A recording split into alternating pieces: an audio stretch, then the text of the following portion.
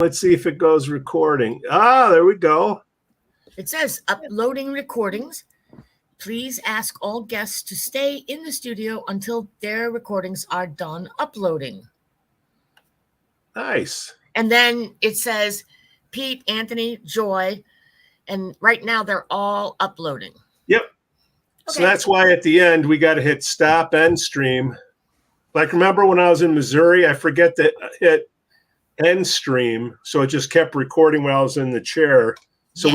we all have the ability to do that. Okay. All right, that's our StreamYard tutorial. Walkthrough tutorial. Is that what you had to do in your software days, Pete? Career builder? Microsoft Sidewalk, actually. That was a brief tour on the Washington campus, but always sales. Okay. What's in the news in the room, Anthony, while we're waiting for everybody? And welcome whoever just joined us. We have one eyeball watching us. Oh, man. Well, I mean, I did just see something in the past couple of days that we scared him off. What happened? Let's see. Well, we're 10 minutes early, so people are like, oh, yeah. Well, probably somebody that's shy. Anything exciting with you guys before I we got Craig. Craig's eyeballs are in here. Craig, welcome to the show, my friend. This is the pre-show. This is how the sausage is made, baby.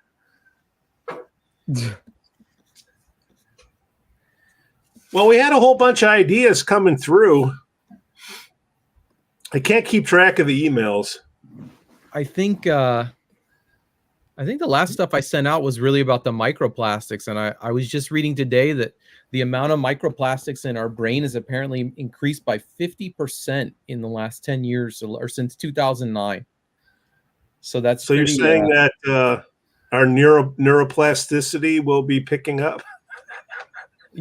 Wow, that's pretty clever. I'm gonna give you credit for that one.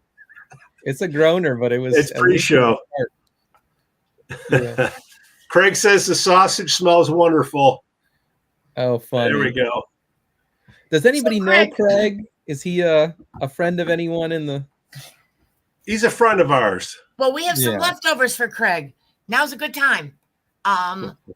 So are you not wanting us to mention the equipment issue? What equipment issue? Craig knows. Last time, I think Joy had brought up that she wanted to maybe discuss the different in-home treatment options or devices. No. I do not want to discuss the in-home stuff. That's way down the line. The one thing, a couple of things. Two ideas I wanted to discuss and we have to plan this ahead of time because each of us is going to have to take a turn to explain the different methods. Oh, so that's we have right. the traditional amplitude stuff. We have the infra-low. We have the infra-slow. We have Z-score. We have Loretta. And the public seems completely unaware of, aren't they all neurofeedback? Well, they're wildly different from each other. And one of the things that keeps getting commented all the time is, oh, this is the best one for this and this. This is the best one for so-and-so. There's not a single condition other than the marketing tools. There's not a clinician that has a piece of information about which is better for what. We haven't done that yet. Yeah.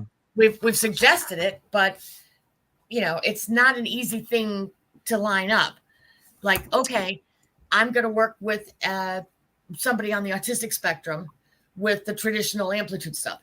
And then somebody else is going to work with a very, very similar person on the autistic spectrum on the infra-low frequency, So it's not a simple thing to figure out, but we do need to protect people from thinking, oh, the only kind of neurofeedback I can do if I have PTSD is that. That's a false flyer there. The other thing is to tell people a little bit about just equipment in general. Like some of it's FDA approved, some of it isn't. What's the difference? How could you use some of it versus others? That's a different topic. So I think that the at-home devices is probably the most complicated and truthfully the least factually known by most of us. So, well, as Craig says, whoever's selling the product, that's what we got going out there. Mhm. It used to be Stens, at least that I remember. You had Stens, and then you'd have John Anderson teaching it to you, and you'd get your 19 channel, and you'd go out there and sell. And then Craig's got NeurOptimal. one. And then there's Eager, which used to be EEG Spectrum. And there's Brainmaster. And there's Thought Technology. Mhm. Those are the main players. Because I don't think was Nexus? I don't think they're around anymore. They were way old ones. Well, it's Mind Media now. Is Nexus? No, I think Mind Stens Media is bought John Anderson. Stens. Right, it's John Anderson. Yeah. John Anderson, it's Irwin. Irwin owns Mind Media. Okay. I guess my point is whoever's selling the stuff and whoever's doing the training, that's the best product to use. So it's people get confused. Who do I give my 20 grand to? And Peter, it gets a little worse because, when I went and sat for my first training ever, Yeah. I didn't know what the word neurofeedback meant. I had to learn all the vocabulary. And so that was EEG Spectrum, which is now Eager. And it never occurred to me that there was other equipment. They showed us that equipment and talked about it, which was their right to do. But I was so new and naive. I didn't know there was Brainmaster equipment or TENS, or I didn't know there's anything else. So it would be nice for people to have some information, and there is a difference. Craig, please correct me if I'm wrong. NeurOptimal is a good example of a wellness device. So It's FDA approved as a wellness device. Pardon? It's FDA approved as wellness device. Well, that's my point, is that a wellness device is approved by the FDA in a particular way, right? It is not expected to be used for diagnosable conditions. That's what Val Brown puts on his website. Yeah. But it's great for, if you want to meditate better, if you want to clear things up a little bit more, and Val is really good about sticking to that. I don't know that a lot of the representatives out there do. Another very important factor is that you do not have to be a licensed healthcare provider to purchase or to use NeurOptimal. There are other forms of equipment that Brainmaster, Stens, the Mind Media, Eager, Thought Technology, you do have to have a license to purchase it and basically to operate it. So, or have a supervisor with that license. And those are cleared by the FDA for more diagnosable stuff, although neurofeedback is not intended as a You can't diagnose with any of them. Well, here's like what Craig says. It's all, general wellness. That's new information to me. it's not all general well. The NeurOptimal is general wellness, right? It's a category. Well, those really expensive ones you can use to diagnose, but not the ones that we can buy, right? No, John, come on, clue me in. Okay. Joshua, I'll let Joy run on this. This is we got 3 minutes before the show starts, so let's get it out now. Oh, we got Dr. Hill. Dr. Hill, baby. So real quick, Peter, here's the deal. Yeah. We do not diagnose, and the reason we don't diagnose is because the diagnosis codes, which is what you're talking about when you say diagnose. If you take insurance. They have a list of all the things, right? Your EEG pattern is not on any of those lists. So we simply don't match the criteria that you need to make a diagnosis. Now, we can look at the EEG and the QEEGs and stuff and say, if that part of your brain is messing up in this particular way, then there's a good chance that the function of that area of your brain is not working so well. Is that a symptom you have? That's more of a pattern that we have. But we would not be recognized as making a diagnosis that way. John Mekrut, how would you word that? Exactly what she did. I'm sorry, I was looking at a text message. And you saw me do it. Dr. Hill, welcome to the panel. Glad we got you in. Thanks for joining us last week. We're getting caught up on EEG devices and diagnosing, treatment versus training, that whole. We got a minute before the show starts. Practitioner, I have some. I definitely walk that landscape of not diagnosing every day. Yeah. Right. Well, I mean, if the backdrop to it is, do any of us feel that the DSM is a meaningful document? So no. So here we are. Take insurance. Yes, exactly. That's the only use it has. I think we've had this discussion endlessly, Andrew, about the DSM and its silliness. Well, it's an actuarial table. That's exactly right. So Anthony, all right, 6:00 in Chicago, 7:00 on the East Coast, and Cali, West Coast, Washington. We are at 4:00. So what's going on in the technology room, Anthony? What are the big questions that have been coming up? Well, yeah, so we do have some questions that were, I posted to some of the neurofeedback groups, and we can just dive into it if people like. We went through some of them last time. Let's see here. This might be a timely question, and Craig, maybe feel free to chime in. I have a question here about what are the differences between NeurOptimal and other modalities of neurofeedback. So if anybody would like to field that, we can give it to our new guest, Dr. Hill here to start. Oh, perfect. There we go. Hit it on him. Sure, Pete. I'll show up. No problem. So much for Andrew. Welcome to Under the Craig Bus. on here, I think. And he's free to defer if he doesn't want to be controversial. I mean, I'm never one to not be controversial. Okay, so, cool. Hey, Santiago. Oh, we can dump it on Santiago. What was the question, Ed? Somebody on Facebook has asked us about what is the difference between NeurOptimal and other forms of neurofeedback? Can I please mention something? Yes, welcome you. Thank you so much. Just to start. You in there, yeah. Just to start, we are confusing two very different categories: a modality of neurofeedback versus equipment. So if we would like to separate that question out, the best thing to ask is, what is NeurOptimal and where is it in the realm of equipment that's used for neurofeedback?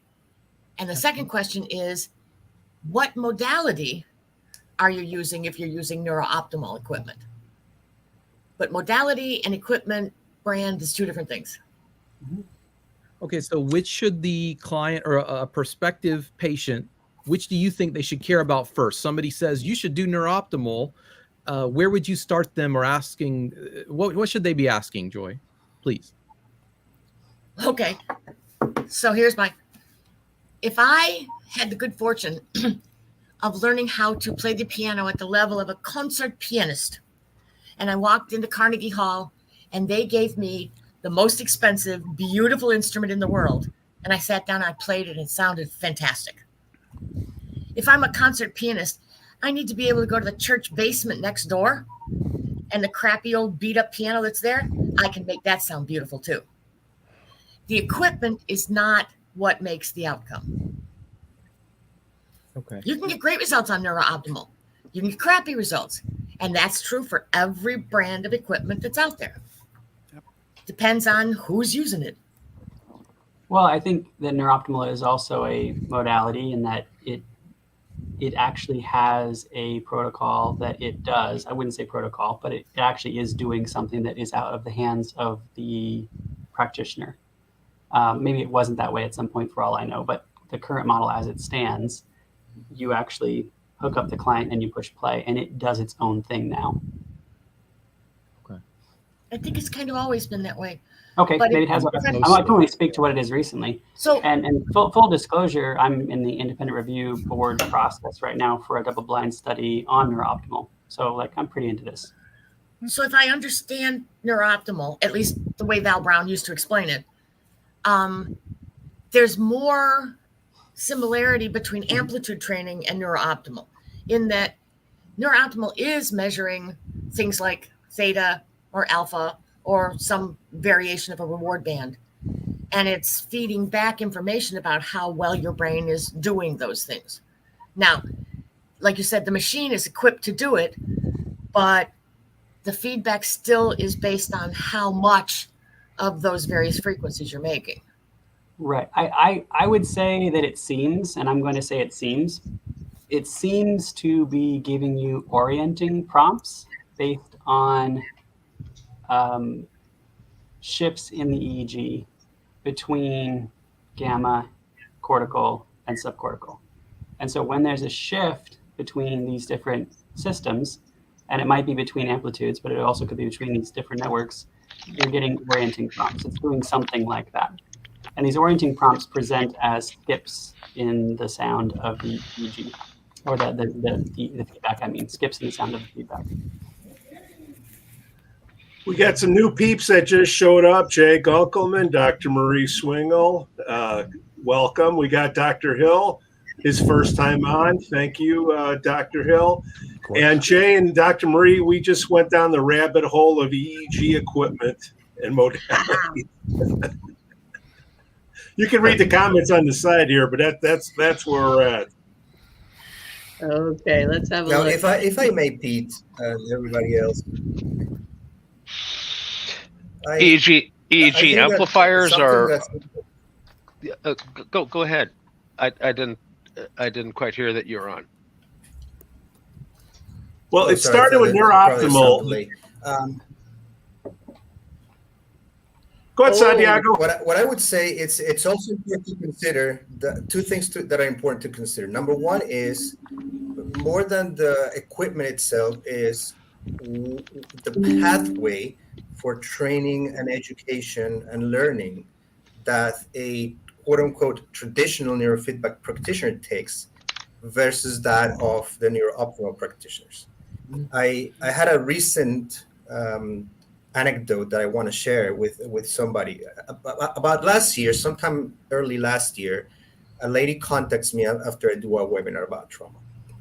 And she contacts me and she tells me, I use NeurOptimal. I'm a client, I'm a trauma patient, and somebody's using NeurOptimal. And I said, look, I don't know much about NeurOptimal. This is what I understand it is and it isn't. And she lost it, and she starts going, oh, you the traditional neurofeedback people, you're so arrogant, or you're so close-minded, and this and that. And that was the end of it. Then a couple of weeks ago, she contacts me again. And she goes, do you know somebody who does traditional neurofeedback, a provider in my area? And I said, but I thought you were doing NeurOptimal. And she says, well, the NeurOptimal people don't understand the science, and I had a really bad experience. And she said, when I was doing my session, I had a flashback, and my therapist freaked out, and she had to call 911. And she said, NeurOptimal can be done by anybody, literally anybody, because my quote-unquote therapist is a cosmetologist, not a psychologist, not a mental health counselor, not a psychiatrist, not a neurologist, cosmetologist. Now, I don't have anything against cosmetologists, but since we're going down this rabbit hole, as you guys say, it's important that we understand it's not only the equipment, it's also the pathway that we have to take to get certified. I mean, how many of us have been doing this for a long time? And, we've all been through the trenches. It hasn't been easy to talk about this. So I think that's also another important point to consider when it comes to manufacturers and providers and the different places providing the education for neurofeedback and biofeedback out there.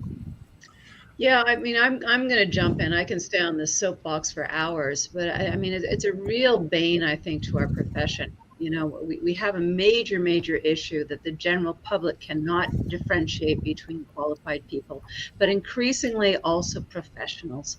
And it's a big issue. I mean, Santiago was saying there's nothing against cosmetologists. Nobody has anything against a cosmetologist as long as they're doing cosmetology. The brain is one of the most sensitive. Yes, it's a very resilient instrument, but it's an extremely sensitive instrument. And this is why there's so much power working with it. But I also like to say always power goes both ways. and you have to know how to observe the power, analyze the power in order not just to use it efficaciously, but safely. You know, that first do no harm. My major issue also with the NeurOptimal folks is they're anti-research. You know, they discourage research. I don't know how many chats or feeds I've been on where they've actually, you know, their slogan almost is, you don't need to know what you're doing. You don't have to know what you're doing in order to use this piece of equipment on your client's brain. Like, let's just pause here, you know, in terms of, you know, what the communication is. And just like you, Santiago, I have so many stories, very, very similar, of individuals that have had a bad treatment, air quotes, a bad experience with NeurOptimal.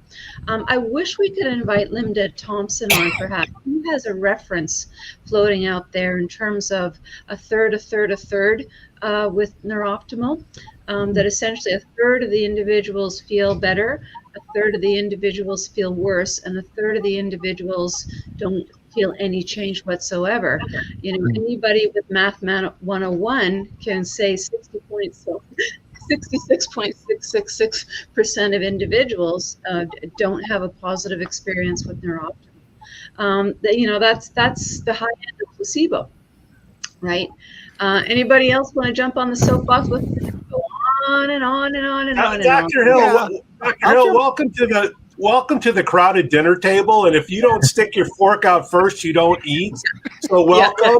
Yeah. It's giving very Brady Bunch vibes. That's all I'm saying. You know. What is going on?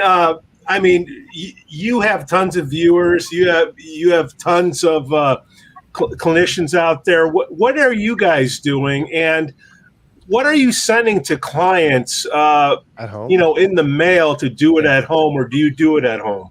Yeah, most of our, like 80% of my clients do it from home. We have 6 offices in the U.S., but most of our clients are home based.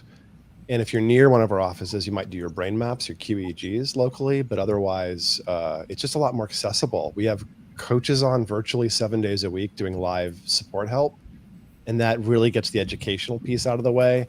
And we're doing for training, we're using Eager.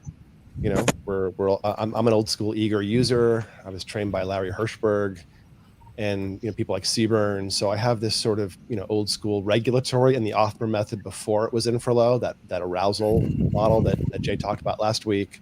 And then I got trained in laterality. So I do this weird hybrid laterality meets arousal approach. But we send people Eager, and we use prosumer level amps like Pocket or Neurobit. And we do brain mapping virtually as well. We send home equipment. We send them usually Cognionic systems, those little little tiny amps. Those are great. If you guys haven't used the Cognionic CAMP, they're cool. They're the size of a deck of cards. They're a Bluetooth amp. You plug a quick cap or easy cap into them. They cost about $6,000, so they're the lowest end of the QEEG. They have built-in impedance, free software for acquisition. So it really fits a lot of business use cases. A lot of the, hopefully somebody is getting something out of this who's not just a consumer, because who wants to buy QEEG amps if you're not a professional? But I like them in terms of a nice mix of old school tech, relatively lower cost, and reliable. We run the brain maps with the client, and they're sitting there, you know, squirting gel through their cap, or their parent is, and we're like, a little more gel on this one. No, next one over. And then have them sit there and do recordings, watching for jaw tension and falling asleep and all the stuff. And since they're doing it from home, we give them a 3-day window with the equipment. And the next day we check the quality and maybe ask for a re-record if they were, you know, falling asleep or something. But that means they can do fun things like a caffeine map, or an Adderall map, or a cannabis map, or a sleep deprived map, or whatever their thing is. They can start to investigate. And so we try to create this relationship with data that goes the other direction from clinical, where we're like, hey, let's teach you how your brain works. Let's not worry about the diagnostic labels. Like Joy was saying, the mapping's not perfect, but let's talk about the resources of your brain. And by doing a couple of brain maps in a contrast condition, like I tell somebody they need to not have caffeine in their system, get a clean brain map. And as you guys know, the next thing you hear is a groan from most people. Oh, really? Yeah, but if you're that, if it's that important to you, maybe we should map you with caffeine as well. And I can show you what it's doing to speeds and amplitudes and performance. And that creates this relationship, even from home, that I feel is actually a lot more involved than clients might be in some people's offices, where they go in and get trained and just have stuff done to them. So anyways, that's my soapbox. Is there such thing as a dry sensor, Cab? Yeah, sure. I don't like them at all. I've spent Tell me how you feel. tens of thousands of dollars buying them and being frustrated. No, the real reason is, and this will make sense to any of us on this chat who use QEEG, who use EEG. When doing EEG, you must match your characteristics to the EEG that you're familiar with to make judgments, be that a QEEG or an ERP reference scheme or a montage. You have filtering characteristics, amplifier characteristics. You're going to match. Otherwise, you cannot judge. Dry caps, use Faraday cages around every single electrode and change the intra-electrode communication. You can't do the stuff we're used to doing. It doesn't look the same. And I don't care how much the QEEG database manufacturers play with the amplifier characteristics to hide this, but below about 3 hertz, they're all useless. All those devices just drop away. You just don't get any low end at all. And part of it is you're not getting shared information across electrodes. Your coherence is all over the place for the same reason. So no, dry caps are the bane of my existence historically. Tomorrow's show, we do talk about Faraday cages. Dr. Marie Swingle is putting one in her office, or a quasi. Is that what you're doing, Dr. Marie? Well, we're not there yet. I mean, I'm thinking of building not the full cage, but essentially getting the curtains. We're in downtown Vancouver. We've got all of the huge buildings and the towers by us, and we're noticing interference. Now, I mean, not to pound my chest too much, I can kind of read between it. And a shout out to anybody who's interested in looking at this with me. The biggest interference I see is the difference in the recording between the left and the right frontal lobe. And I am incredibly curious as to why. I mean, I have all kinds of theories, but yeah, I'm just curious if anybody else is finding that when you get your interference, where are you noticing it? Do you have people sit in the same orientation when you're recording data all the time? The one room that I'm going to put this in, yes. Yeah. Aha. So what that question about laterality says to me is you're identifying a point source of interference somewhere in your environment. No, okay, let me in this office, in a different in a previous office it wasn't. You could switch people around. Yeah. So you're seeing this phenomenon. Thank you for the answer, but I resolved that one before. So okay. Yeah. No, it's I don't mind sharing that I'm beyond curious as to what's happening. Now, for all of us on this panel, we kind of know, when amplitude is higher on the left versus the right in different bandwidths. It says a lot about, different states and traits of people. But the one that I'm just really curious, it's like all of the right side, the amplitude is higher when we get that interference. So I should look at my European client. I have a lot of European 50 hertz. I hate 50 hertz. 60 hertz is bad, but 50 hertz, oh my God. You don't have to ground 50 hertz to avoid killing people. You do have to ground 60 hertz because it's lethal. But 50, meh. And so all over Europe and the UK, no, nothing's grounded. And so it's really hard to get a QEEG in Sweden, in Denmark, in the UK. So I have tons of data with noise in it from the outside world. I should look at that and see what I see. Okay. Older buildings in the U.S. Without grounding can end up having the same thing. The old two wires, and a lot of those have a 3-prong plug plate on them now, but they still are just hot and cold. So that's a common source within an office that's sometimes identified. But if you contact your power company, they'll come out and test your circuits, but you can get a little plug-in that you stick into the circuit, and it'll tell you exactly what's going on with the circuitry too. So, Anthony, you've been quiet. How are the storms there, buddy? Hey, yeah, sorry, I got kicked due to my own electrical interference. It sounds like for a minute there. But you know, while we're on the topic of the laterality, I heard Dr. Hill say in the chat last time that, and I know Jay said that you worked in a laterality lab, and I think you mentioned, Dr. Hill, that you found that you had, was it something like 2 language centers and Oh yeah, and no math center. Yeah, I'm profoundly dyscalculic and was just super frustrated growing up, not knowing why. And then one of the things we did in Dr. Zeidel, Eran Zeidel's lab. Now Eran was he was the grad student at Caltech for Bogan and Sperry, who did all the split brain research, and that's how he got into that. And then at UCLA, he had this hemispheric laterality, so we did attention testing in each hemisphere separately in both split brain and in intact brain, and you can separately test attention in each hemisphere in a normal brain. Yeah, their dichotic listening work was fabulous. Intact dystoscopic presentation and bilateral response control and stuff like that. So a lot of laterality in the mix there, and it really informs my neurofeedback. I have a very different way of going after the left and right. And even when I talk to my mentors in the space, I'm like, they're like, wait, you're doing what? I hear that, and I realize it's because of shifting how I think about left and right hemispheres mostly. So, John Mekrut, come on, West Coast. You had a whole bunch of ideas. Come on. I wanted to go back. I wanted to go back and conflate something that Santiago and Mari said about, who should be doing this and what's their credentialing? What is their ability to actually deliver this service?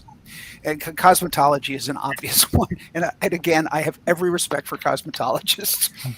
But to the same point, is a chiropractor somebody who should be able to deliver this if they haven't done the basics of understanding raw EEG and how it works and et cetera, et cetera, et cetera, just because they have a medical license?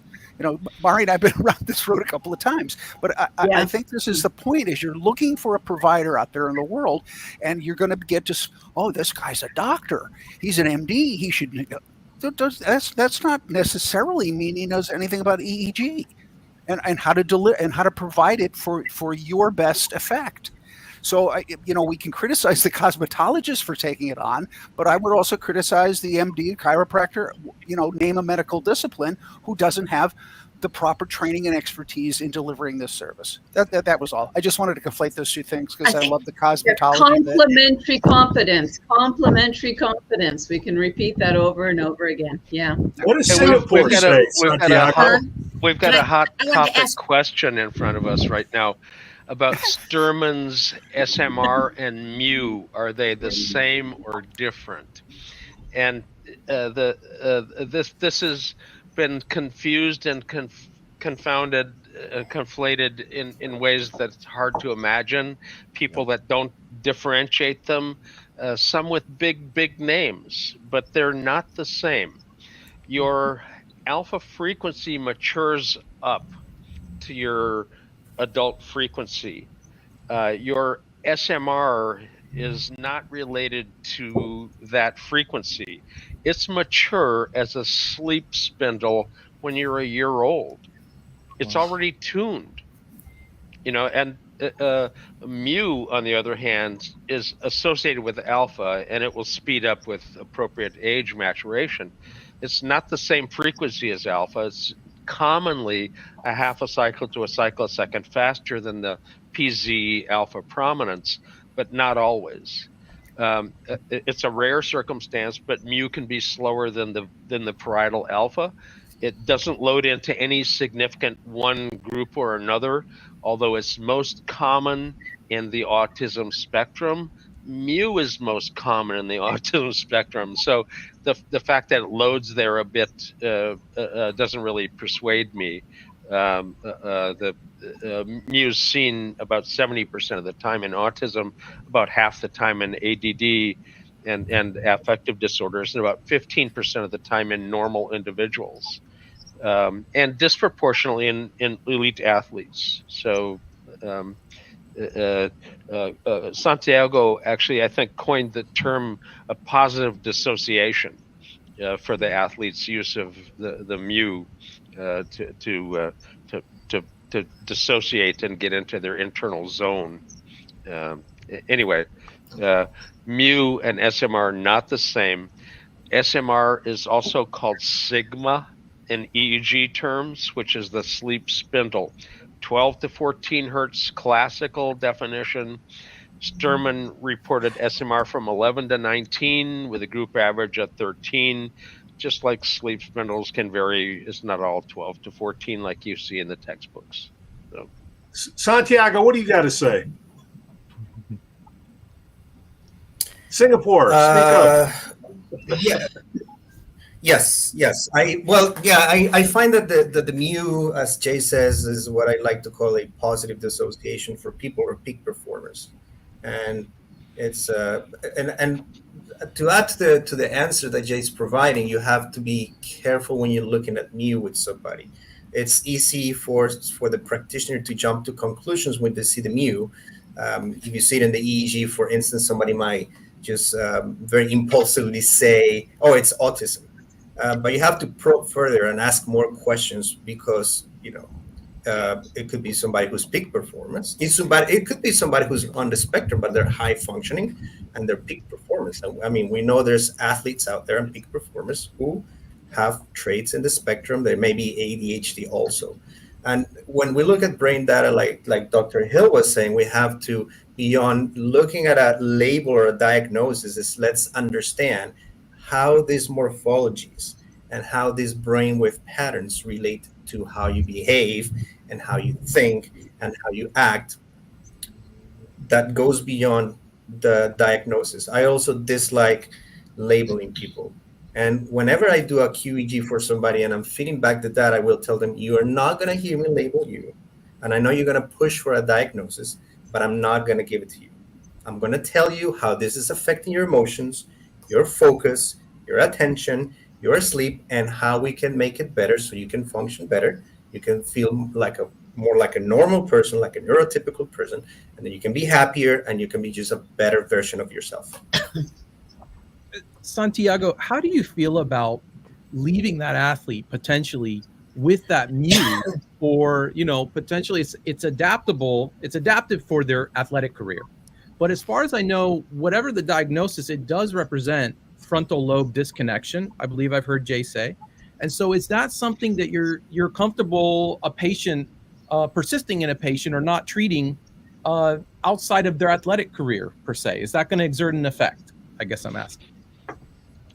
It's a mirror neuron. That's a very good question, and I think it could. I mean, the mirror neuron. Go ahead, Jay. Go ahead. Sorry. It's not the entire frontal lobe not working. Okay. It's a specific connectivity between the frontal lobe and the motor strip, where your mirror neuron, when you're engaged with the outside world, with respect to language and math, your left mirror neuron is going to be active. If you disengage all of that, it might go to a resting state, like closing your eyes makes alpha. So the mu is just a resting state for the frontal lobe's engagement. It's not necessarily a pathology. It's a lack of engagement. And that's not always bad. I mean, there's times when you need to be able to disengage in order to focus on something. And there is this mu rhythm phenomena where if you imagine motion or if you move the hand in the contralateral area, you extinguish the mu. That's healthy. If you don't extinguish on motor imagery or motor movement, that's potentially not regulatory or it's excessive. So I think it's actually hard to see mu. A lot of people are like, that's mu. I'm like, you can't really see mu in the raw signal that easily. It's really hard to see in most people, like visually. But when it's excessive, it should abolish. I wouldn't worry about it. Yeah. Okay. If I could jump in here and broaden the conversation a little bit, I think one of the issues in medicine, psychology, psychiatry, et cetera, is, you know, we get so caught up in diagnoses, or at this point, you know, sometimes in terms of what we see in the EEG. But if the person isn't symptomatic, or it's working for them, and you don't have any external, you know, a spouse, a child, a teacher, there's nobody within the environment that's saying this is quote unquote a problem, I think we have a responsibility to talk about the difference between a liability and something that has expressed itself, or something that I don't know whether we want to call it typical or not typical, but if you know, that old classic phrase, if it ain't broke, don't fix it.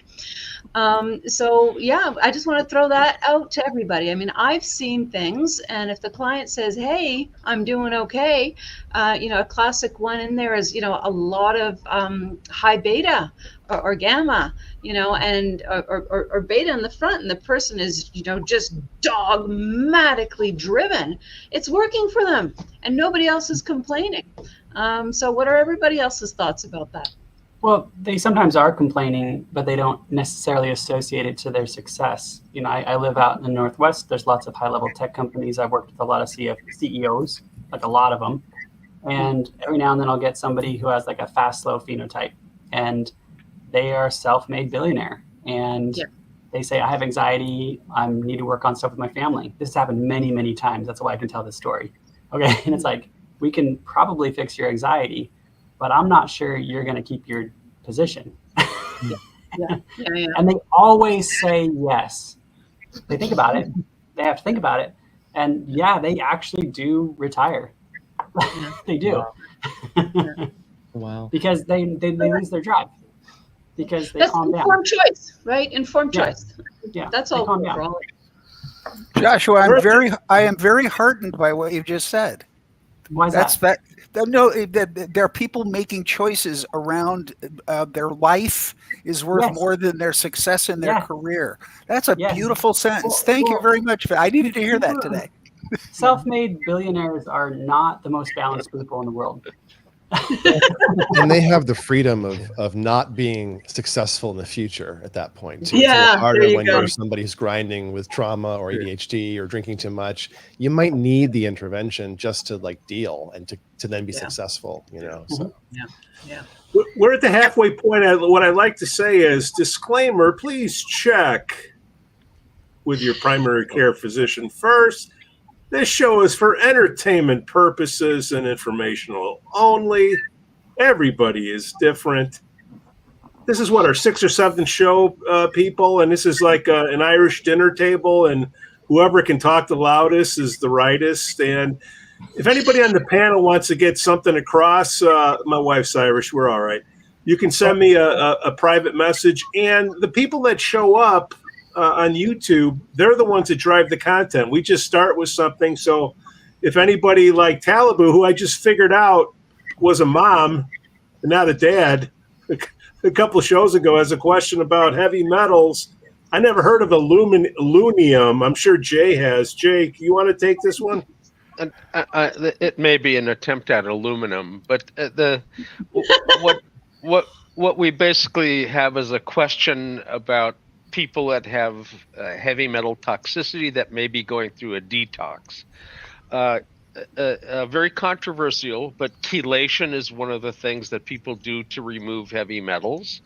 And it actually mobilizes the metals temporarily as they're being eliminated. So quite often the process ends up making the brain more exposed during the detox. So you're going to see some dramatic changes in brain function during that process. The question, should you be doing neurofeedback during it? If you're doing your neurofeedback during it, you can expect some interesting sessions, but it's not necessarily a reason to not continue to try to control your brain activity. But you mobilize stuff that's been stored in your bones, for instance, and now it's in your blood and it's circulating. So there's ways to detox, but it's quite often temporary increased exposure. So expect interesting sessions if you're doing the neurofeedback. One more thing I like to break in, and Anthony, take it over. My idea, what I think, or actually it was Jay's idea, whatever we talk about in this show, Dr. Marie and Jay and I get together on Thursdays, which everybody is welcome if you want to send an email. It's 10 a.m. Central Time, 8 a.m. Pacific Time to delve into more details, because we got 9 of us now, and if we want to get into more, everybody's welcome to come on.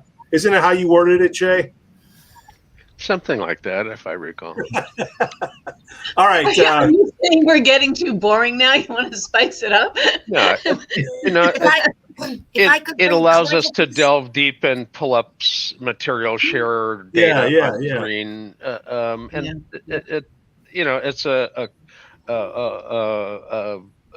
it's a friendly small crowd instead of a friendly big crowd, but is still friendly.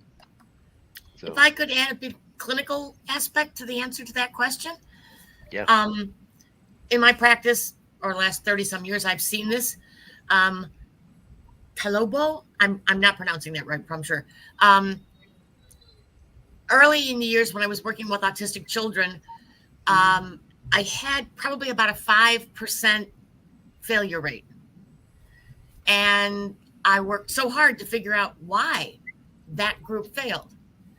And without exception, there was some metabolic problem.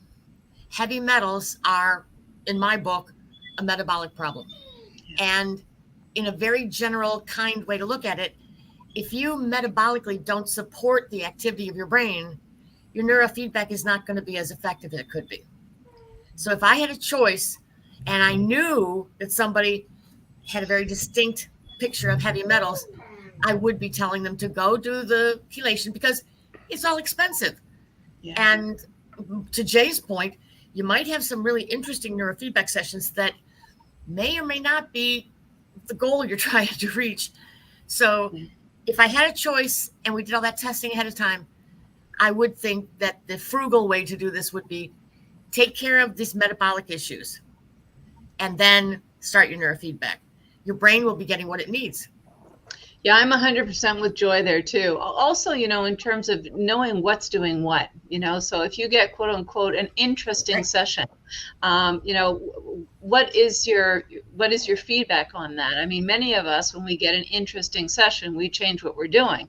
But if that quote unquote interesting session was because the body was trying to purge itself, or as Jay said, the metals have traveled to a different region of the body where we get a different effect. Yeah, I think it's just wise to do these sequentially. Yeah, to jump on what Joy was saying, and I agree wholeheartedly. The metabolic component is vital. It's at our office here, we have a health coach for that reason. She's trained in amino acid therapy and she's a Institute for Functional Medicine certified coach, et cetera, et cetera. She's bringing to the party what below your neck is going on. Your brain is only going to work as good as the available nutrients that it receives. Hopefully you get it from your diet. If you need a supplementation, please do so. Andrew, I need to give you a shout out too for your comment on the professionals group. I had a prospective client come to me with a very serious medical condition, and I got some very nice commentary from Jay and Joshua. Thank you. But Andrew, you very specifically said you might suggest acetylcholine as a supplement, and I hadn't even thought about it. But this is the kind of thinking that I think should inform most practitioners in our field, that it's not just the neurofeedback. There's so much more that we can all offer to our clients that aren't even our skill sets. If you need to find somebody who, when a client comes to you and you perceive or you have an intake that reveals this, we do a very serious nutritional evaluation for incoming clients. And once it's revealed what their problems might be, if they need to go to see a doctor, please send them to the doctor to go do that. Get to a nutritionist, a dietitian, who, if it's not your skill set, bring those people into your practice and make it part of how you deliver your services. Your success rate, Joy knows, is going to go up. Period. You're going to have more success with your clients. They will thank you. They will hopefully be appreciative. A lot of people, my diet's fine. Do a test. Find out. Know what you're bringing to this party. Thank you, Joy, for bringing that up. I appreciate it. And thank you, Andrew, specifically, and Jay and Joshua. Thank you for your comments on my perspective. You know, Santiago typed in the John, chat. I think that also that, Question. Yeah, go Santiago. Sorry. so before we move on, I'd like to say, John, that I think that every client who comes for neurofeedback should go through some kind of medical assessment. And there was a point back when I was doing clinical work, there was a point in my career in which I would not work with a client who would not go do functional medicine testing. I would not work with them.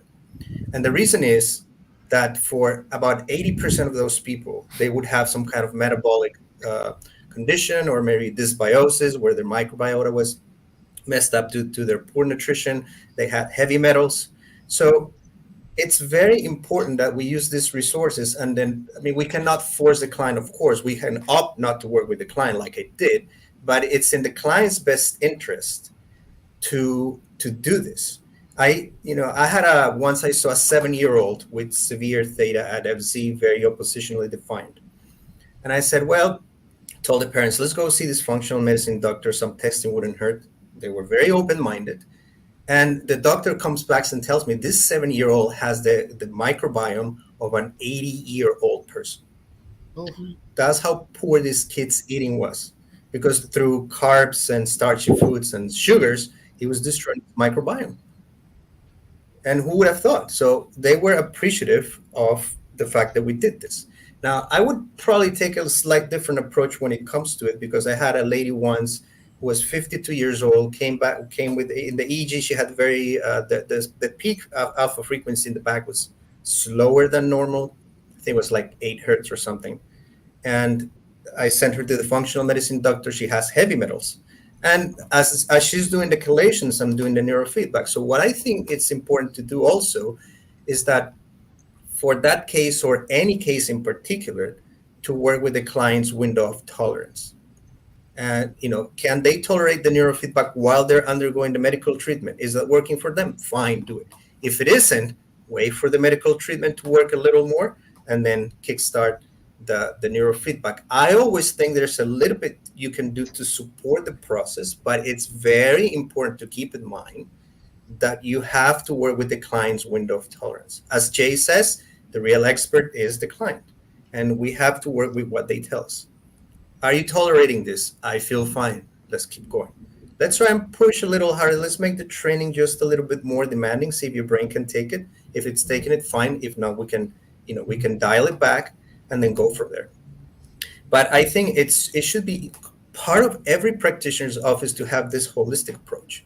Go see your doctor, get tested, see what's going on with your metabolism. Do you have neuroinflammatory markers? Do you have heavy metals? A lot of people go through their lives and it doesn't work.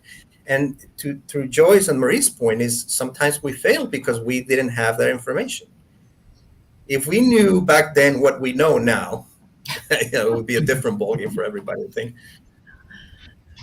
The EEG sometimes can point at a toxic or metabolic problem.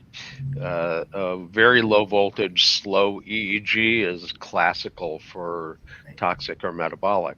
And if you've got a kid who's normally supposed to have hundreds and hundreds of microvolts of power, and you have none and it's low voltage and slow, they need to be evaluated medically. And Ron Swatsina sent a kid's data through, and they thought he had reactive attachment. He was badly behaving. He was an adopted kid.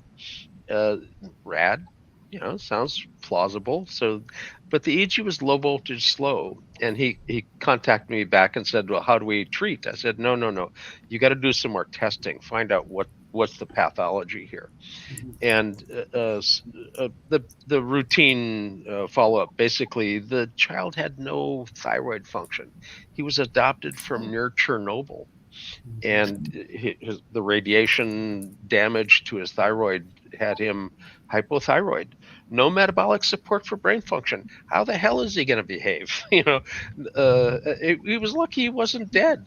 You've got to have some metabolism. So a quick, simple metabolic boost with medication, and the kid's behavior snapped too. So sometimes the EEG does directly point to the fact that you have to do medical follow-up. It's the low voltage slow is a toxic metabolic flag. So if you see that, if you don't do a follow-up, you're operating beneath the standard practice. I just make the assumption on coming in that my client's diet is probably worse than they think. If you look at just the raw statistics coming out, it was like 70% of the American diet is ultra processed food. That should give you a clue. So whatever they say to you, oh, we eat pretty well, we eat green vegetables, they give you some story. Please get tested. Don't be surprised if your neurofeedback practitioner asks you to get some gut testing done. It's in your best interest. Maybe it's going to come out great. Good for you. So probably not. Online, I've actually seen some interesting baked goods shown online that were made by Andrew Hill. And he posted images of the various baked goods that he would make, but not just like regular flour or something. That was always very interesting recipes and baked goods, but they sounded like healthy baked goods as opposed to the kind I would necessarily buy over the counter with sugar on it, Let me introduce you all to a concept that I've been teaching my clients: harm reduction through snobbery. you instantly understand what I'm talking about. Be a gourmet, not a gourmand. Make the ritual of your preparation part of the process. I've got sourdough right now in the other room waiting to be stretched and turned after this. But you can really control the ingredients, control the quality, and the ritual, the savoring, the process becomes one where you're not reaching for the reward in the same place. And therefore the dysregulation of highly rewarding things is managed. The mindfulness of diet. Mind you, I want to throw out the pendulum swing here, though, is we also see some overly restricted diets in the name of health that conversely there can be massive malnutrition in certain, I would say, fashionable components of veganism and vegetarianism, where they're going after the fashion as opposed to the true balance, what the body really, really, really needs. So especially, I'm going to be a bit ageist here. When there is a youth or an adolescent that is making this choice within a family that is not vegan or vegetarian, do look for malnutrition in that individual. Again, nothing against vegans or vegetarians, but you gotta do it right or you're gonna feel wrong. Same thing's true for the other end of the nutritional restriction. I work with an awful lot of the quote unquote biohackers, the high level people who are squeezing the juice out of life, trying to throw techniques at everything. And a lot of them end up going carnivore or keto or super low carb, super high protein, which can work to some extent, but it has two big issues that I think impact our work. One is you get people that aren't good yet at doing this stuff have really high counter-regulatory hormones. Their cortisol goes up pretty strongly as they start dropping carbs and fasting and doing all that stuff. And that can really screw with sleep regulation and get in the way of interpreting what's happening from neurofeedback. But the other really important thing that I don't think is really well understood in the keto landscape and the sort of biohacker landscape, let alone ours, is you tend to waste huge amounts of minerals when you go low carb. I mean, just dramatic. And you cannot hold on to magnesium and calcium and potassium without some carb to some extent in your system. So if you're wasting massive electrolytes, your brain is really impacted by that. Your nerve function is really impacted by that. So I don't do gut testing by default, not everyone like John does, but I do think that there's a handful of people. You're a elite athlete biohacker who has no body fat and never touches a carb. Yeah, what are your electrolytes like? It's almost invariably. Yeah, exactly. They're dehydrated. They have all these other phenomena that you can tell the body's dysregulating. They have muscle cramps and constipation. Santiago, you got that in Singapore? You guys just eat pasta over there. Santiago, what was your question? You were trying to get something out. Oh, yes, thank you. So I have a question that I think it's important because it applies for the newcomers, the prospective neurofeedback clinicians of the future, and then also clients. Somebody asked me this question yesterday. I thought I would ask it today because I think it's quite relevant. It is low cortical potentials, ILF, amplitude neurofeedback, 19-channel Loretta. Which neurofeedback modality is the best, and is there a EEG profile that can help us determine if one of these is more suitable for a client than other? That's an easy. That's all. No and no. I agree. No and no. It depends. Nothing's better. I mean, Yeah. just like many people on this channel, I've used all kinds of software. You can give me a horrible piano in a church basement. I'm not a pianist, but metaphorically, I can make it sit up and beg.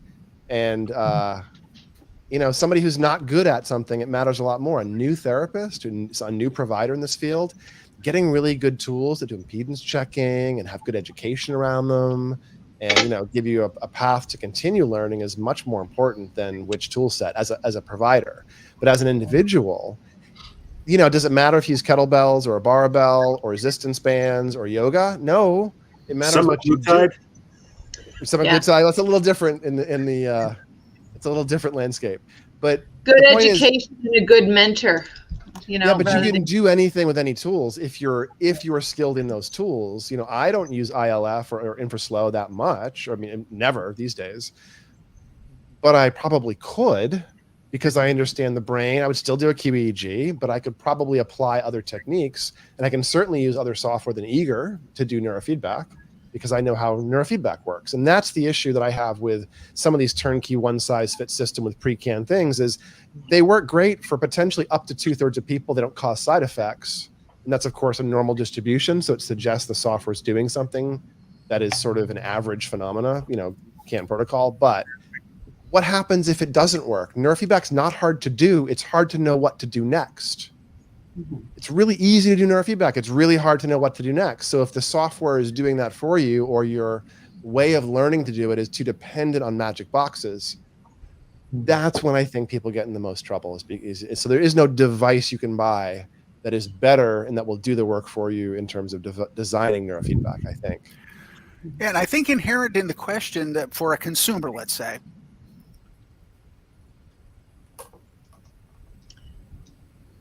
inherent in the question. Oh, did John freeze? John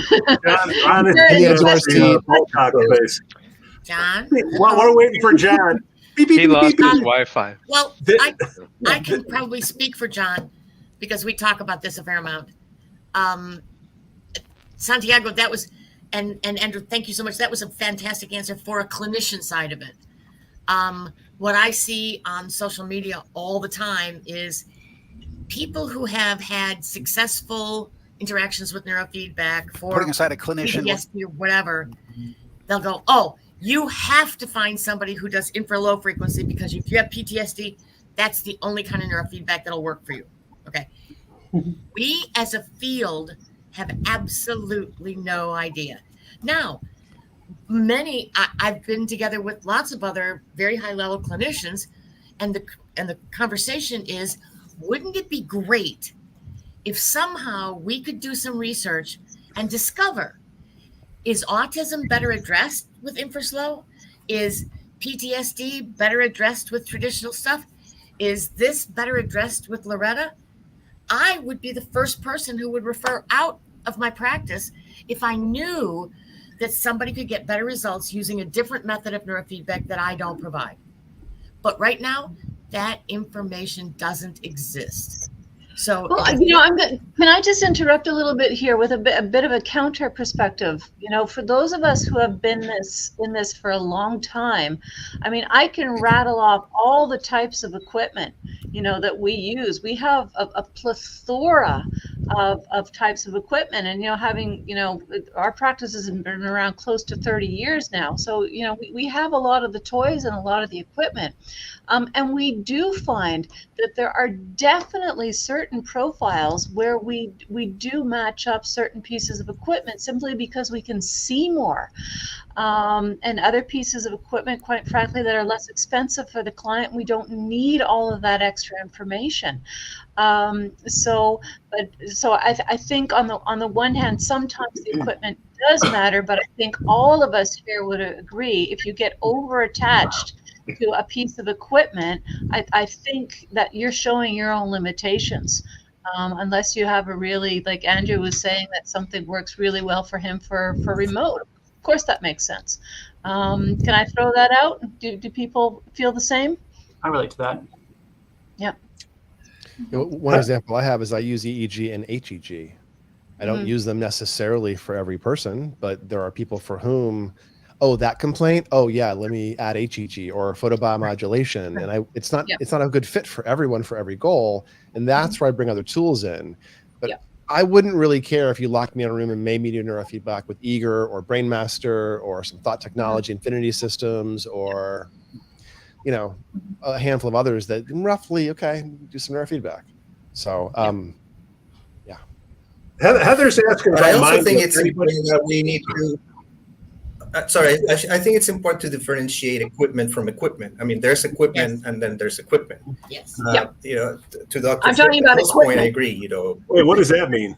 Yeah, I mean, because we have this invasion of wearables and again, things that are promoted as neurofeedback that are not neurofeedback.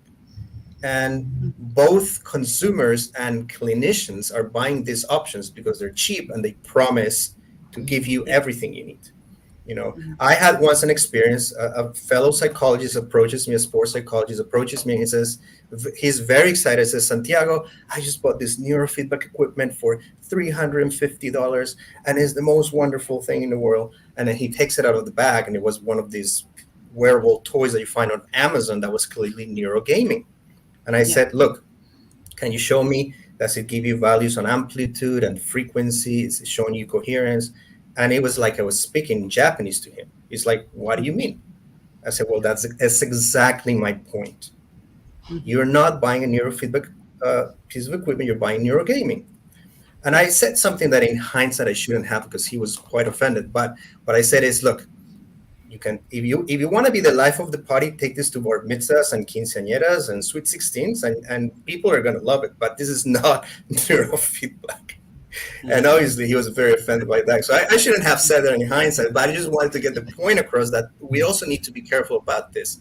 Because again, there are users and clinicians who are buying this and practicing it, and they're promoting it as neurofeedback. They're promoting it as mental health devices. Some of them are even speaking about treating and curing. And that's a very delicate point. Yeah. Well, I mean, Mindfulness is a really good example of something in the middle, because it's not a medical device, but it is distributed to clinicians only, and it is clinician monitored and clinician regulated. It's the middle. Yeah. Well, I mean, can somebody answer Heather's question? Because this show is for the YouTubers asking questions. Anybody have any experience with MindLift? I did some beta testing with them 10 years ago. That's how I met Jay a long time ago. He probably doesn't, I don't know if Jay would remember me or not back then, but I helped MindLift in their early development, helped with the interface and development. We did a small case study with them a long time ago. And it's basically a Muse headset that they hacked to put in a little single sensor from the charging port. So it actually has a floating sensor that can put anywhere on the head. And it's just essentially like a mindfulness EEG device that they turned into a neurofeedback one-channel system. And it can only do one channel. And they only distribute to therapists. And I think it's like 128 sampling. Like, it's pretty simple. And it has some hard limits, but it does seem to work for one channel. And it's a dry sensor, Andrew. No, it's not. It's not a dry sensor. It has both. Oh, it's wet? It's not. It's wet. Semi-dry is the right term, I thought. Paste. We're getting towards the end of the show, and Jay, I know you got a hard stop. You've been going since 6 a.m. I get it, and kind of how this works is how I think it'll work. We got the Brady Bunch going on right now, and we're relying on me to see private chat to get the panelist questions in. And I'm looking to see, what Talibu's putting in here. Jay, you leave it, when you got to leave, and whoever wants to stay, I'll keep this thing open as long as there's somebody left that knows what they're talking about. I'm just a video editor here, so if somebody wants to go. If you want to stay, stay. We have more people coming on later, so, keep it going. Do the old Irish goodbye. Just split out the back door. All right. Hey, Well, beep, beep, beep. anyone- Hold on. Beep, beep, beep. Beep, beep, beep. This just in. Yes. Surgeon General says that parents are stressed. Continue. When did this develop? When did this start? Wow. There's a news flash. That's a study that Who got knew? funded. Sorry, I have just you want to make sure guys everybody knew had that. Continue. The universal. And then what do you do about that? Yes. Well, I don't know. I wrote on this years and years and years ago, and sadly it's very predictive. I think there are a couple of things that are really critical, and I think communities really have to engage in all of this. Parenting isn't just parenting anymore. What we are asking of parents and how we judge parents in terms of not being a good parent, what parents are expected to provide for their children, whether it's soccer practices, ballet lessons, hockey, all of these extracurricular activities that are not provided free within the neighborhood, that aren't involved in school anymore. The pressure on parents, a lot of the joy is gone out of parenting. It's just providing. The other is, children do not live in the same catchment areas, so in terms of just letting kids out on the street to play, peer groups live too far apart. So kids are either quote unquote alone, or they're being, driven to all these activities. Parents don't have any true family time that isn't completely directed towards the kids. The other one we talk about a lot are the devices, in terms of how jacked up the kids are on the devices, this hyper arousal. So they're just like zoom, or absolutely bored without, what we are asking of parents now, I think has been unparalleled in history. Just the expectations of parenting are absolutely outrageous. And I'm not even talking about what parents have to do apart from parenting. I think we're in a crisis. We've lost our community parent. We've lost all kinds of sense of community that just doesn't cost outrageous amounts of time and money. Again, I can go on and on and on. Somebody jump in. How do you talk to kids anymore? Can you say anything? Oh, of course you have to do a dance in a 30-second video, I think. That's Yeah. 30 that long? Right. My practice in Chicago was almost all kids. And the first thing I will tell people is, if you enjoy working with children, work with children. If you don't enjoy it, don't try it. It's just, they'll drive you crazy. But you know what? I tell people, all right, I do due diligence. I make sure I'm up on all the Marvel movies. I know a lot about Pokemon. I know about Dungeons & Dragons. I know a lot about the stuff that they will talk about, right? And I coach people during their session. Children who come to me, even as young as 4, already know that they're probably stupid and they're not as good as the other kids and there's something wrong with them.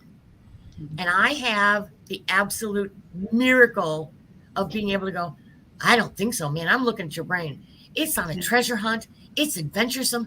I give your brain a lot of credit for all the work it's doing. It's fabulous. Look at all the learning it's doing. Watch that purple box move. Every time it moves, it's you doing that, right? We have the potential of giving them credit, confidence, self-esteem, and rewiring their brains at the same time. And so it all ends up true. But I've worked with kids as young as 2 very successfully. And the thing that's nice about that, now that I've been doing this for 32 years or something, some of them are doing time travel while I'm not aging, but they're graduating from college.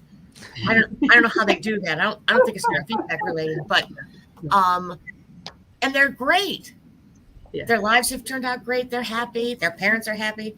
It is so rewarding. They're in and out like revolving doors. I love working with kids from 7 to 9. You know, I would say 6, the ADHD component. Sometimes it's quote unquote just being a kid. 7 to 9, yes. You know, something's up. But again, they're in and out like a revolving door. It's funny. I just reached down on my desk and, you know, look at all. Right. I have all of these tiny little toys, you know, because, you know, a lot of the ADD kids, they fiddle. And of course, they want to play with the wires and things. So they're just these things. I love little rats, of course, the scientist in me, but anything that a child can just literally twirl a little bit and it doesn't. How can we get Fortnite connected to those sensors? We would just cure the world. No. No. Okay. Peter, I deal with this all the time. Okay. Because I refuse to use the DVDs in my practice. I don't think they're as great feedback. I think they're smushy and slow feedback. And so what I use, Andrew's familiar with this, I use all the old games, right? They're not games, they're feedback screens. Yeah. But I am not here to entertain these children with neurofeedback. I am here to teach their brain something. And therefore, I need very simple visuals on the screen with a very clear reward sound and nothing else. You want to bring Fortnite in and I'm challenged and all of a sudden I have to compete with video games? Absolutely, positively no way. That's not what they're in my office for. Yeah. Joy, we're going to play ping pong on this. Absolutely 100%. What we find actually some of the programs with the more entertaining screens, you get amazing data on the session. Nothing holds. Okay. A child is not coming to your clinic for neurotherapy because they have trouble focusing on a video game. They're coming to you because they can't focus on the boring stuff on school. And I like to say they need to learn to sustain the mundane. So same as Joy, every single screen we have is tediously boring. Now I'm sitting there encouraging them. Okay. But again, we find that, you know, all jokes aside, when the screens are not by themselves engaging, we find that the data that you get in session holds, and in fact, they're able to sustain attention for what they need to do to accomplish in their school lives, their scholastic lives. So yeah. I have one more thought on that. The background in nursing, Dr. Hill, you got 80% of your business remote. What do you have to say about that? Well, I just on the point of DVDs and games, I noticed this. I noticed that when I had to use movies because the kids wouldn't sit still otherwise, or the person insisted, the effects were not as powerful. Yeah. And I dug around for a while, and my theory on this, there's at least 2 papers that have shown that social engagement impairs implicit learning. And if you load up social cueing and social information, you cannot do the unaware pattern matching, implicit learning stuff. And that is what neurofeedback requires, is implicit learning. Frontal lobe engagement, maybe. What's that? Some frontal lobe engagement, maybe, with another person present. Well, I'm just saying, watching a movie has people, you're seeing characters, you care, you're invested. It's, you know, I also tell people they can do their homework, but they can't talk on Facebook for the same reason. Yeah. So I think that I do not believe neurofeedback is effortful. It requires expectation. There's some research that, you know, the old classic learning theory would say that it does. I do not believe that. I don't think cats had expectations on, you know, chicken broth. But I do think that the games you do are the ones that matter. So in my home, you know, I have over 100 people training from home right now. And they often come back to the simple 2-dimensional flat eager games once they get over looking through other games. But I do a certain component of kid who their parent will only be able to get them to train when we can have dragons on the screen or race cars hitting zombies. So we use the Zukor games as add-ons for Eager, and they're fairly expensive. Like, I don't think they're necessary. And in fact, I'm concerned that too much going on the screen might actually, as Mary was saying, reduce the more natural engagement because it's driving up intensity. But I will say that having Zukor's Air as an available thing to add in can sometimes make the difference between a kid putting up with training for another month and not. And I'm over it. Oh yeah, would you like to race cars and hit zombies? Wait, what? I can do that. Yeah. You can hit some zombies, make them explode. They explode into groceries. It's really cool. Wait, what? Hey, check this out. Heather's using Minecraft. Yeah. Oh, interesting. Well, Very and cool. I have a question for Heather. She said she has found it to be very helpful with the appropriate audience. When you say it's helpful, Heather, does that mean that you're getting them to sit in a chair, come back for sessions, or does it mean the results of your neurofeedback are better? Yes. Yes to which?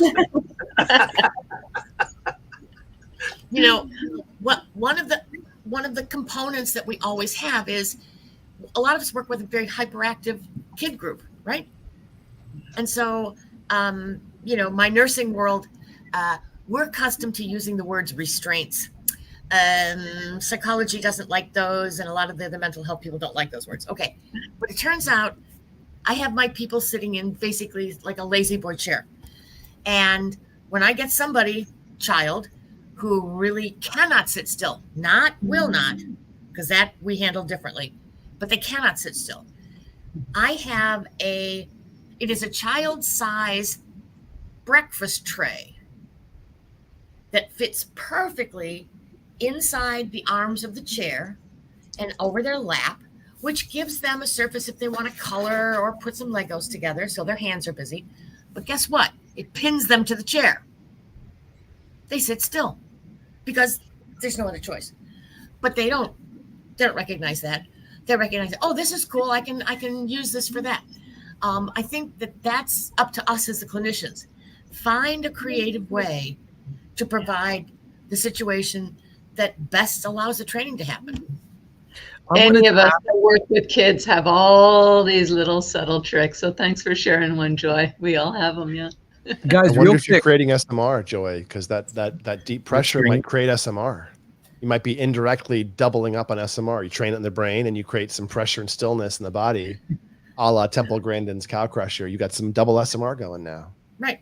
Yeah, I think then- Sturman actually found that apes that are restrained produce SMR waves as well. Yeah. Real Yeah, quick, rapping, swaddling produces SMR. Yeah. that's What incredible. that's what the research has shown, right? It's like, Well, with the little ones, like the itsy bitsy ones, I mean, frequently we have them sitting on the parent's lap. I mean, Right. yeah, and the parent is holding the electrode. But yeah, all of the above, we do get these secondary benefits. But. well, okay, so another silly little clinical trick. Okay. When I put electrodes on children, I started with an 8-year-old autistic boy who, man, we were lucky if that electrode was on for 3 seconds before he ripped it off again. So I decided I needed a little more time. So when I put electrode on, I put the electrode on, and then I run the wire back someplace, and I put another gob of goo, and I put the wire through the goo, and at least it buys me 3 extra seconds before the electrode comes off, and I can fix it. This has saved many a session. It's like I'm double anchoring the electrode. Works great. Yeah. Headbands, all kinds of things. Question from Talabo, a frequent listener here. They wanted to know, does hyperbaric oxygen therapy help neurofeedback? Don't know if any panelists are familiar with it. I do a lot, actually, of hyperbaric mixed with EEG. In a couple of the cities we're in London, in LA, we have partner centers we send people to for dives. Yes, it can help a lot. Hyperbaric by itself is kind of weak tea sauce on the brain. It can do something, but it's rare that it does a lot just on its own. Hyperbaric, when added to other interventions, is rather magical sometimes. And I find hyperbaric can double the impact of EEG neurofeedback when done properly. Same way you can with photobiomodulation, the same way you can with HEG. They all can work towards supporting that metabolic phenomena. And for some people, it really matters. Now, one caveat, one warning, dive last. Do not do hyperbaric dives before any other intervention. Always dive last in a single day. Don't do anything after it, because anything you do will hit super oxygenated tissue that's not used to having oxygen. For some context on that, if you do, and by the way, soft chambers, there may be some skin and wound healing benefits, but don't bother with soft chambers no matter what the biohackers say. Hard chambers where it's at, 1.8, 2 atmospheres. 2 atmospheres is nice for the brain. Pure oxygen, hard chamber, 90-minute dives, 5, 10, 15, 20 of those things. If you feel depleted, get a glutathione top off or other antioxidant top off. Do not exceed your antioxidant capacity in a chamber. It's not an enjoyable feeling to feel depleted. Don't push through it. So with all of that, you can see it in a QEEG. Somebody has post-COVID brain fog, massive amounts of delta. They do 1 dive and for 2 or 3 hours, the delta's gone. And at 2 atmospheres of pressure, breathing in pure O2, your plasma, not your red blood cells, but your plasma reaches 500 to 600% of oxygen saturation compared to sea level. That is so much signal. It's healing, it's anti-inflammatory. It's also signaling for tissues that aren't used to having oxygen. And if you throw the demand for change on the brain after that, you get it sometimes, and then the energy wears out and the person cramps up basically, or they have a very bizarre experience training their brain. So dive last. It can accelerate stuff in a day, but don't do it before other phenomena, please. Okay, somebody turned up the lights. Last call. Does anybody have any questions to come in? Or Anthony, looks like you got something. You're itching. Well, no, I was just curious. I heard mention of the oxygen reducing delta there, and I was wondering if that, because I think Talabo may have interest specifically in autism. Would this be an appropriate treatment or? No. I would say you're much more likely to get somewhere with HEG mixed with EEG training. The HEG can do focal biofeedback on vascular dynamics, and it tends to create a big boost in social function, in my experience. And I use HEG with autism because when someone's sitting here screaming and doing this, you can throw an HEG hat on and tie it to, this is the one time I use movies sometimes, is the nonverbal kids who will sit still for that one movie.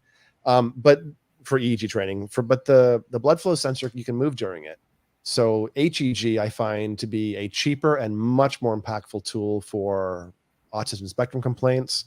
And I would maybe get into things like photobiomodulation before I would bother doing HBOT, unless somebody has cerebral palsy type phenomena, birth trauma driven phenomena, poisonings, drownings. Sometimes autism is not pure. Sometimes it's autistic looking, but there's a metabolic or an injury or a developmental trajectory going awry component to it, to tetralogy, then maybe. But otherwise, I wouldn't rush to HBOT for spectrum stuff. That's awesome. Thanks. John, how about you? Got anything left in the tank? No, I'm about to go home.